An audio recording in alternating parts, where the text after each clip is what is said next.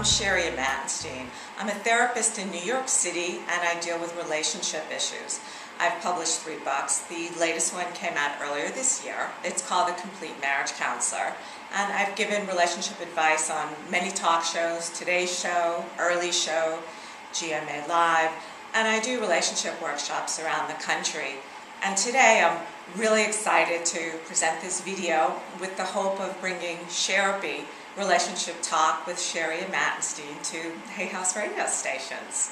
What I'm hoping to share today is how we can fill that void that happens between you and someone you care about when there's a wall of anger, pain, fear, distrust, bitterness between you. It's really hard to feel connected when that is going on. So how can you break down that wall? Well, it involves a few steps. You have to learn how to be emotionally honest, take that risk. And that's very helpful when you can shut down pride, our old friend ego. What's really necessary is to develop an empathetic viewpoint toward the other person and what they're saying, because normally we're in our own head, which is why the most important ingredient here that we're going to talk about today is listening, really listening. There's a statistic that we only hear around 38% of what our partner is saying. That's pretty low, in my opinion, because conversations can be like a boxing match, especially when you're talking about a divisive issue. One person is talking and the other is in their head, ready to attack, defend. They're thinking, why doesn't he or she ever get where I'm coming from? And nothing can really be accomplished with that sort of mindset. So the exercise that I'm going to do with you today, that I do with patients, it's not a magic bullet, but it really is the start of magic happening. For instance, I did this exercise with my patients. I'm going to call them Jim and Jane. They're married for probably around 10 years. They have 2 kids, and they're always having arguments around the issue of disciplining their children.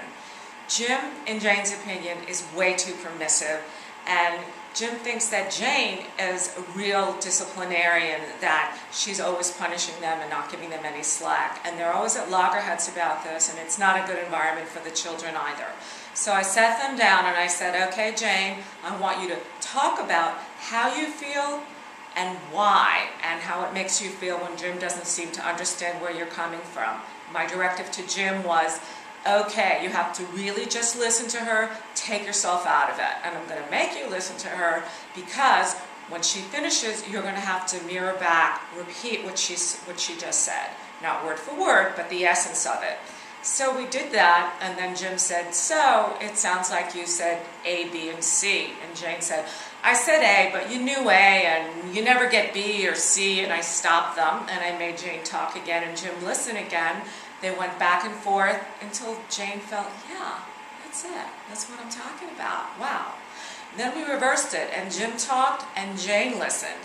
And when they got to a point where they both really felt understood, maybe for the first time, even though some of it was material they'd heard the other say before, but they never really heard it, all of a sudden there was a new opening, and they could move from butting heads to problem solving. That's a wonderful moment for a therapist, but probably the main impetus for me in doing this work is I'm a child of Holocaust survivors, and so I know the importance of relationships and the people we have in our lives, and the tragedy of letting pride and ego get in the way and have all these small slights build up until there's really no relationship left.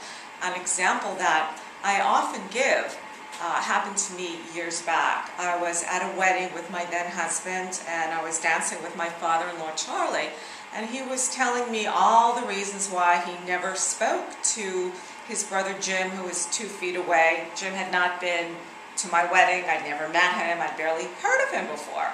The music stopped, and Charlie was still going off, telling all the things that Jim had done to him in their teens, in their early 20s, and then all of a sudden we heard, God, I still hear it now, this horrible rattling noise. It was just curdling, and it was Jim. And Charlie just turned white and screamed and said, oh my God, and he raced over. And a woman raced over at the same time, and it was Charlie and Jim's sister, who I'd also never met because Charlie hadn't spoken to her in ages either. And thank God she was a nurse, so she was working on Jim. Someone had the presence of mind to call an ambulance. Then the stretcher came, and by then Jim was breathing again, and Charlie and his sister were just hugging and crying with relief, and the three of them went off to the hospital. And from that moment on, the breach was healed. It didn't matter anymore. So I wanted to give you a moment to let that story sink in. And now, before you shut me down, I'm going to issue you a challenge. And if the video has made it this far up the food chain, I'm issuing this challenge also to Cheryl, Reed, and you, Louise. Is there someone in your life you haven't spoken to for a long time? Someone you care about, but things got in the way, and you wonder how they are, and you think about them, and you pick up the phone, or you start sending an email, but you stop. You don't want to be the first one to make the move. So, I am going to tell you, make the move. When this video is over, and we're pretty much at the end, so you don't have too much time, make the call, send the email, just say, something happened today that made me think of you. I want to know you're okay. I'm reaching out. Here I am. And I want to know what happens. So please let me know. My website is www.marriedfaq.com, and you can email me at Sherry, SHERRY, M like Mary, SW @earthlink.net. Good luck, and thanks so much.